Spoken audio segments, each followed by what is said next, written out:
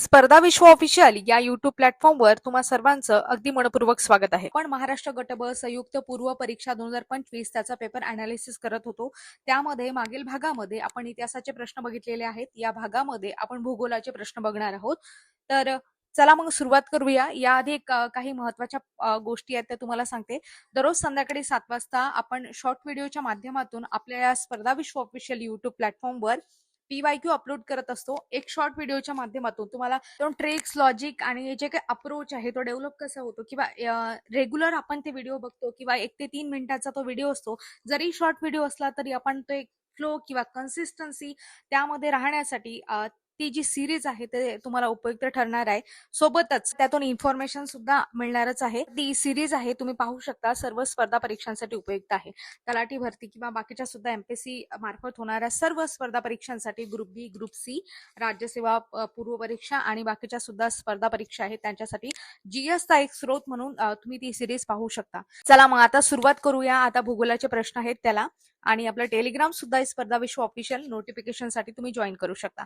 चला मग आता सुरुवात करू. आता प्रश्न आहे यामध्ये भूगोलाचा पहिला प्रश्न आहे, खालील विधानांचा विचार करा. आता विधाने पाहू. विधानामध्ये ABCD असे विधाने आहेत. वरीलपैकी कोणते विधान किंवा विधाने बरोबर आहे किंवा आहेत असा प्रश्न विचारलेला आहे. मग आता विधाने पाहू. विधानामध्ये पहिलं विधान आहे, रायरेश्वरापासून शिंगणापूर पर्यंतच्या पसरलेल्या रांगेला शंभू महादेव डोंगररांग असे म्हणतात. बी आहे, सातपुडा पर्वत रांगेमुळे नर्मदा व तापी नदींचे खोरे अलग झालेले आहे. आणि सी आहे, हरिश्चंद्र बालाघाट डोंगररांगेमुळे गोदावरी आणि भीमा नदीचे खोरे अलग झालेले आहे. आणि डी आहे, गोदावरी व तापी नदींच्या खोऱ्यांना वेगळी करणारी सातमाळा अजिंठा डोंगररांग आहे. अशा पद्धतीने ABCD असे ऑप्शन दिलेले आहेत. तर वरीलपैकी कोणते विधान किंवा विधाने बरोबर आहे किंवा आहेत असा प्रश्न विचारलेला आहे. यामध्ये आता ऑप्शन काय दिलेले आहेत पर्यायी, फक्त A विधान बरोबर आहे. दुसरं सांगते A आणि B दोन्ही विधाने बरोबर आहेत. सी सांगते विधान अ, ब आणि क म्हणजे A, B, C बरोबर आहेत. आणि चौथा आहे, वरीलपैकी सर्व विधाने बरोबर आहेत. तर या प्रश्नाचं योग्य उत्तर आहे, वरीलपैकी सर्व विधाने बरोबर आहेत. आता हे थोडक्यात समजून घेऊ. सगळ्यात आधी कोणती पर्वतरांग येणार आहे? सातपुडा पर्वतरांग येणार आहे, बरोबर आहे. त्याच्यामुळे नर्मदा आणि तापी नदींची खोरं अलग झालेले आहे. हे कसं आहे? बरोबरच आहे. त्याच्यानंतर सातमाळा अजिंठा येणार आहे, ज्याच्यामुळे गोदावरी आणि तापी नदीचं क्षेत्र अलग झालेलं आहे, बरोबर आहे. सुरुवातीला कोणती आली की सातपुडा पर्वतरांग, त्याच्यानंतर सातमाळा अजिंठा आली. त्याच्यानंतर कोणती येणार आहे? तर हरिश्चंद्र बालाघाट. याच्यामुळे भीमा नदी आहे आणि गोदावरी नदी आहे, याचं क्षेत्र अलग झालेलं आहे. आणि त्याच्यानंतर येईल शंभू महादेव डोंगररांग, जी रायरेश्वरापासून शिंगणापूर पर्यंत पसरलेली आहे. आणि याच्यामुळे मात्र भीमा नदी आहे आणि कृष्णा नदी आहे, याचे खोरे वेगवेगळे झालेले आहे. भीमा जी आहे ती कृष्णेचीच उपनदी आहे, मात्र समोर जाऊन ती कृष्णा नदीला मिळते. मात्र शंभू महादेव डोंगररांगामुळे काय झालेलं आहे, ती एकमेकांपासून अलग झालेली आहे किंवा विलग झालेली आहे असं तुम्ही म्हणू शकता. म्हणून हे चारही विधाने कसे आहेत? तर बरोबर आहेत. काय समजलं तुम्हाला? इथे आपण मॅपद्वारे समजून घेतलं. मॅप म्हणजे एक छोट्याशा लाईन वगैरे आपण त्या क्रिएट केला, त्याच्यामुळे समजून घेतलं. आता पुढचा प्रश्न आहे 2011च्या जनगणनेनुसार महाराष्ट्रातील खालीलपैकी कोणत्या 3 जिल्ह्यांमध्ये ऋणात्मक लोकसंख्येचा वृद्धी दर दर्शवितो? दिलेले आहेत, मुंबई उपनगर, सिंधुदुर्ग, रत्नागिरी, मुंबई शहर, सिंधुदुर्ग, रत्नागिरी, मुंबई उपनगर, सिंधुदुर्ग, पालघर, मुंबई शहर, सिंधुदुर्ग आणि पालघर. प्रश्नाचं योग्य उत्तर आहे मुंबई शहर, सिंधुदुर्ग आणि रत्नागिरी. तर मुंबई शहरामध्ये जो काही ऋणात्मक वृद्धी दर आहे तो किती आहे? -7.57% आहे. तर रत्नागिरीमध्ये तो -4.96 आणि सिंधुदुर्गमध्ये -2.21% आता हे आकडे जे आहेत ते कमी जास्त होऊ शकतात. मात्र इथे ऋणात्मक लोकसंख्या वृद्धी दर नोंदवला गेलेला आहे, म्हणजे नकारात्मक वृद्धी दर नोंदवला गेलेला आहे. काही कारण सुद्धा आहे. मुंबई शहरामध्ये जागेचा अभाव असतो, म्हणून वाढत्या किमतीमुळे लोक मुंबई उपनगरामध्ये किंवा शेजारील ठाणे, पालघर जिल्ह्यामध्ये स्थलांतरित झालेले आहे. कोकणचा जो पट्टा आहे त्यामध्ये रत्नागिरी, सिंधुदुर्ग या जिल्ह्यांमध्ये रोजगाराच्या शोधामध्ये मोठ्या प्रमाणावर जे काही तिथले लोक आहेत, प्रामुख्याने पुरुष मंडळी म्हणा किंवा बाकीच्या स्त्रिया वगैरे सुद्धा मुंबई पुण्याकडे ते स्थलांतर झालेले आहे. त्याच्यामुळे सुद्धा तिथली लोकसंख्या घटलेली आहे, म्हणून तो कुठेतरी एक ऋणात्मक वृद्धी दर आहे असं आपण म्हणू शकतो. आणि ऐतिहासिक नोंद झालेली आहे 1921 नंतर पहिल्यांदाच रत्नागिरी आणि सिंधुदुर्ग जिल्ह्यामध्ये असे नकारात्मक वृद्धी दर पाहायला मिळालेले आहेत. की आयोगाने एक प्रश्न विचारला होता भारतावर आधारित, की भारतामध्ये कोणत्या राज्यामध्ये ऋणात्मक लोकसंख्येचा वृद्धी दर दर्शवलेला आहे? तर त्याचं उत्तर मात्र नागालँड होतं, कारण दशकीय वृद्धी दर जो होता -0.58 च्या दरम्यान होता, इतका नोंदवला गेला होता. म्हणून हा सुद्धा प्रश्न आयोगाने विचारलेला आहे. तसेच लोकसंख्या हा टॉपिक आपला क्लिअरच पाहिजे, त्यावर आयोगाने म्हणजे आयोग नेहमी प्रश्न विचारतो आणि प्रश्न असतातच. आता समोर जनगणना होणारच आहे, तरी सुद्धा काही महत्वाच्या गोष्टी आहेत त्या आपल्याला माहिती पाहिजे. जर आपण एकूण दशकीय वृद्धी दर बघितला आपल्या भारताचा, तो 17.7 आहे. त्या मानानं आपण जर महाराष्ट्राचा बघितला तो 15.99 आहे. भारताचा किती सांगितलेला आहे? भारताचा मी तुम्हाला 17.7 म्हटलं, आणि तेच जर महाराष्ट्राचं म्हटलं तर 15.99. सर्वाधिक वृद्धी दर असलेली पहिली 3 राज्य म्हटलं, जर विचार केला आपण भारताचा, तर मेघालय आहे, अरुणाचल प्रदेश आणि बिहार ही वृद्धी दराच्या बाबतीत म्हणत आहे. तसं जर आपण महाराष्ट्रामध्ये विचार केला तर ठाण्यामध्ये सर्वाधिक वृद्धी दर, त्याच्यानंतर पुणे आणि त्याच्यानंतर छत्रपती संभाजीनगर, हे सुद्धा आपल्याला माहिती पाहिजे. आणि सर्वात कमी वृद्धी दर, ऋणात्मक वृद्धी दर देशामध्ये जर विचार केला तर नागालँड, आणि महाराष्ट्राचं तर आपण बघतोच आहे की मुंबई शहर आहे, रत्नागिरी आणि सिंधुदुर्ग. ठीक आहे, अशा पद्धतीने आपण माहिती घेतली, इथे समजून घेतला. आता लिंग गुणोत्तर आहे किंवा लोकसंख्या वाढ आहे किंवा बाकीचे सुद्धा टॉपिक आहेत, साक्षरता वगैरे, ते आपण जसा प्रश्न पडेल तशा पद्धतीनुसार कव्हर करणार आहोत. चला आता पुढचा प्रश्न घेऊ. प्रश्न आहे, संचालनालय खनिज विभाग नागपूर यांच्या 2014च्या आकडेवारीप्रमाणे महाराष्ट्रात लोह खनिजाचे साठे कोणत्या जिल्ह्यात अधिक आहे? त्यामध्ये आता ऑप्शन आहेत भंडारा, सिंधुदुर्ग, गडचिरोली आणि चंद्रपूर. या प्रश्नाचं योग्य उत्तर आहे गडचिरोली. गडचिरोलीच का? कारण की प्रामुख्याने आपण बघतो की गडचिरोली जिल्ह्यामध्ये एटापल्ली हा जो तालुका आहे तिथे सुरजागड या ठिकाणी आपल्या राज्यातील सर्वात मोठा आणि उच्च दर्जाचा लोहखनिजाचा साठा पाहायला मिळतो.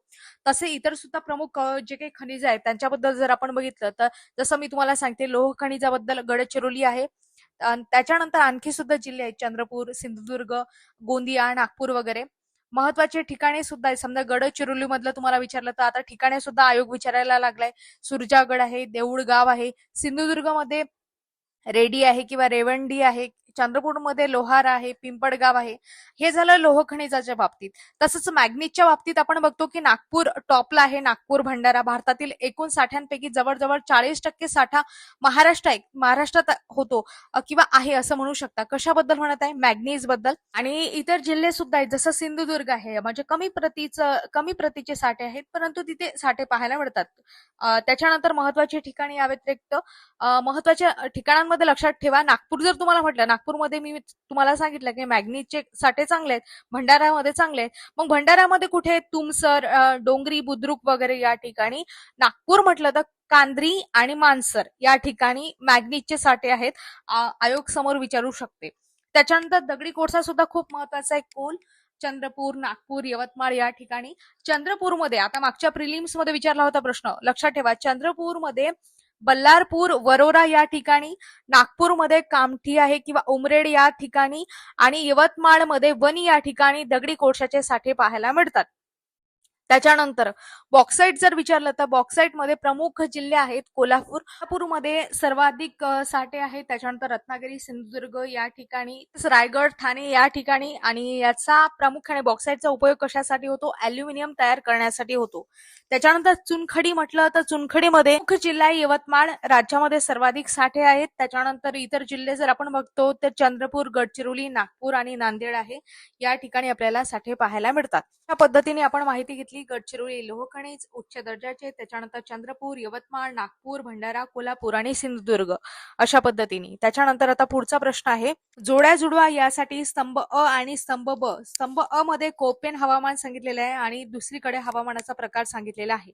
आता हे आपल्याला माहिती पाहिजे. CWG, BWHW, DFC, AMW. आता तसा यावर आधारित मी शॉर्ट व्हिडिओ सुद्धा घेतलेला आहे, त्यामध्ये तुम्हाला मॅपच्या द्वारे ही सगळी माहिती दिलेली आहे, तुम्ही पाहू शकता. आता इथे बघा, आपण हवामान वर्गीकरण बघितलं तर यामध्ये CWG आहे, म्हणजे साधारणतः उबदार आणि हिवाळा तुम्ही म्हणू शकता. जसं यामध्ये आता याची जोडी कशाशी लागणार आहे? जो थर्मल याच्याशी लागणार आहे, कारण साधारण उबदार, साधारण म्हणजे हिवाळा वगैरे, हिवाळा कोरडा, गंगेचे मैदान वगैरे त्या भागामध्ये CWG अशा प्रकारचं वातावरण पाहायला मिळते. म्हणजे उन्हाळा खूप उष्ण असतो आणि पावसाळ्यापूर्वी तापमानात मोठी वाढ होते. हिवाळा कोरडा वगैरे असतो आणि सौम्य हिवाळा असलेले मान्सून प्रकारचे हवामान असं आपण म्हणू शकतो.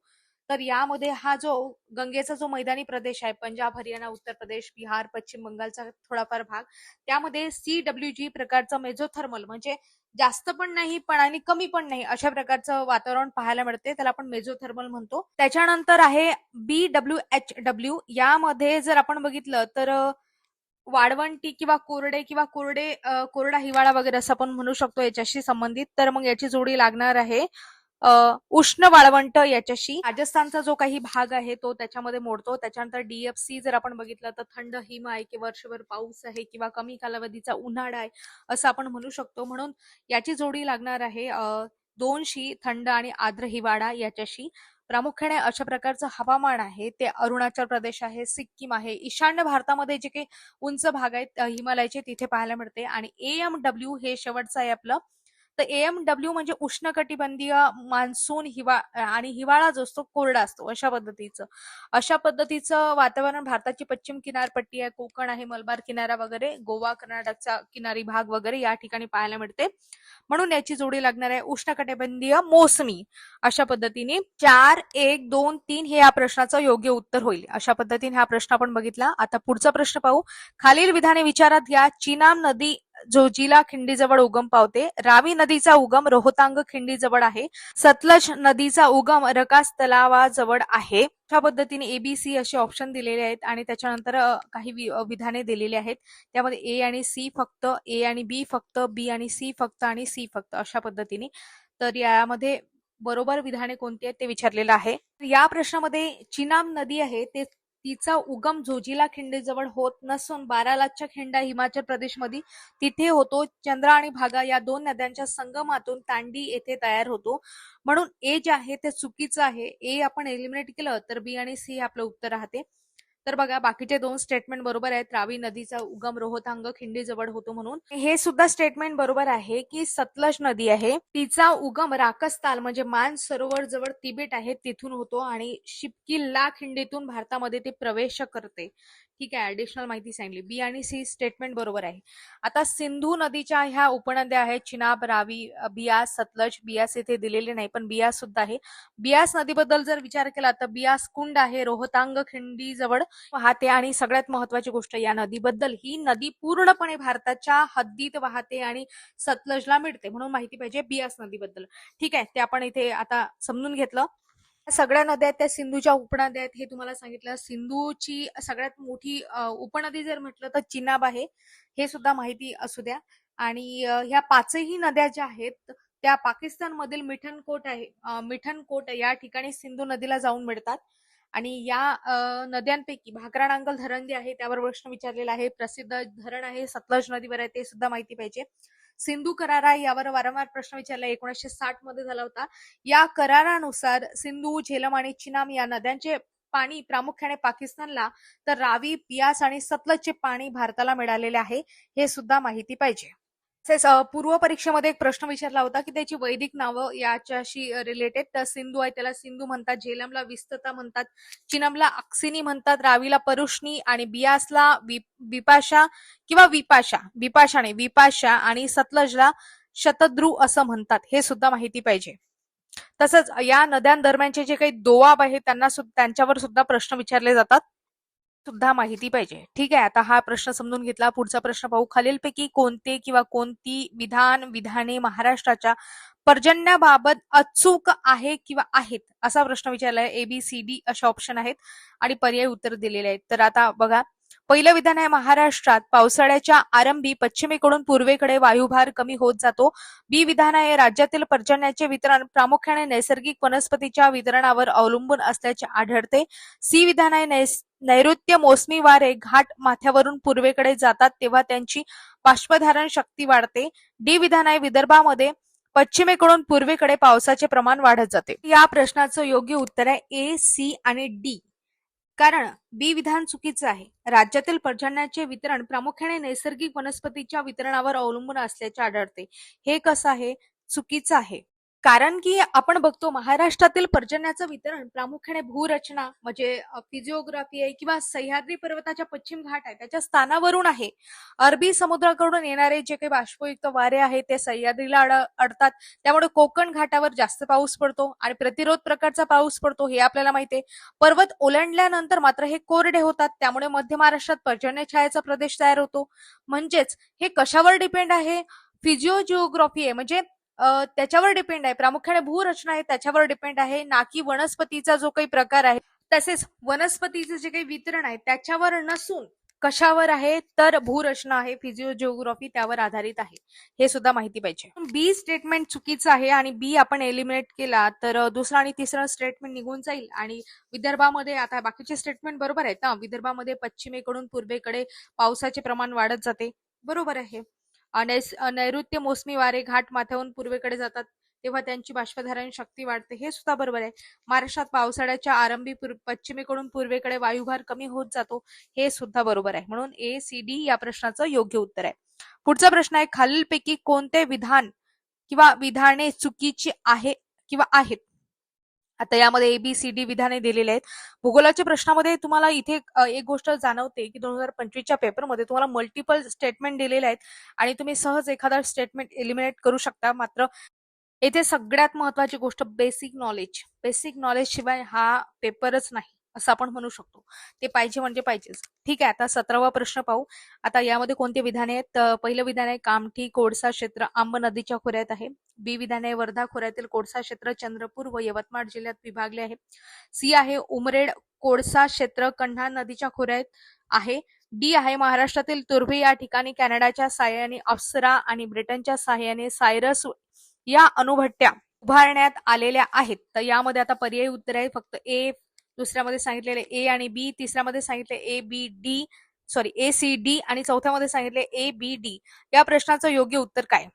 योग्य उत्तर काय म्हणजे इथे आपल्याला चुकीचं उत्तर द्यायचं म्हणजे चुकीचं स्टेटमेंट शोधायचं आणि तेच आपलं उत्तर असणार आहे. आता यामध्ये तुम्हाला माहिती पाहिजे की वर्धा खोऱ्यामध्ये कोळसा क्षेत्र आहे ते चंद्रपूर आणि यवतमाळ जिल्ह्यामध्ये विभागले गेले आहे. हे कसं आहे? बरोबर आहे, हे तर माहितीच असायला पाहिजे. म्हणजे बी तर चूक होऊ शकत नाही. बी कुठे आहे? तर 1 मध्ये आहे, 2 मध्ये आणि 4 मध्ये आहे. म्हणून एलिमिनेट करा. उत्तर राहील आपलं ए सी डी. हे चुकीचे उत्तर आहेत. कामठी कोळसा क्षेत्र आंब नदीच्या खोऱ्यात आहे, चुकीचं आहे. कारण कामठी कोळसा क्षेत्र प्रामुख्याने कन्हा नदीच्या खोऱ्यामध्ये पाहायला मिळते, आंब नदीच्या खोऱ्यामध्ये नाही. इथे बघा काय दिलेलं आहे की उमरेड कोळसा क्षेत्र कन्हान नदीच्या खोऱ्यात आहे. हे मात्र चुकीचं, कारण उमरेड कोळसा क्षेत्र कन्हान नदीच्या खोऱ्यात नसून गंगा किंवा तुम्ही आंबा नदीच्या खोऱ्यात म्हणू शकता. म्हणजे इथे काय केलेलं आहे त्यांनी, उमरेड कोळसा क्षेत्र आंबा नदीच्या खोऱ्यात आहे याची काय केली आहे, अलटापलटी केलेली आहे. म्हणजे कामठीच्या ठिकाणी कन्हान नदी पाहिजे होतं आणि उमरेड कोळसा क्षेत्र आहे त्या ठिकाणी आंब नदी पाहिजे होतं. ए ची जोडी सी ला, सी ची जोडी ए ला असं पाहिजे होतं. तर अशा पद्धतीने आता इथे ए आणि सी विधान तर चुकलेलेच आहेत आणि आपल्याला चुकीचीच पाहिजेत आणि ते ऑप्शन क्रमांक 3 मध्ये दिलेले आहे. मग महाराष्ट्रातील तुर्भे या ठिकाणी कॅनडाच्या साहाय्याने अप्सरा आणि ब्रिटनच्या साहाय्याने सायरस या अणुभट्ट्या उभारल्या गेलेल्या आहेत. हे का बरं चुकीचं आहे ते सुद्धा सांगते. तर हे सुद्धा चुकीचं आहे कारण कॅनडाच्या साहाय्याने जी होती ती सायरस आहे आणि अप्सरा जी आहे ती ब्रिटनच्या साहाय्याने. हे सुद्धा अलटापट्टी करून दिलेलं आहे म्हणून हे सुद्धा चुकीचं आहे. म्हणून ए सी डी विधाने चुकीची आहेत. आता अशा पद्धतीने आयोग काय करत आहे, अलटापट्टी करून विधाने चुकीचे करत आहे. आता लक्षात ठेवा, समोर अशा 2-2 स्टेटमेंट सारखं आहे, तुम्ही लक्षात ठेवू शकता. आता कामठी कोळसा क्षेत्र आंब नदीच्या खोऱ्यात आहे, खाली लगेच दिलेलं आहे एक स्टेटमेंट सोडून की उमरेड कोळसा क्षेत्र कन्हान नदीच्या खोऱ्यात आहे. अशा वेळेस तुम्ही सावध व्हायला पाहिजे जेणेकरून इथे आयोग तुम्हाला फसवू शकते. तर अशा पद्धतीने ठीक आहे. चा प्रश्न पाहू, पाणलोट क्षेत्र विकास कार्यक्रमाचे खालीलपैकी कोणते उद्देश आहेत?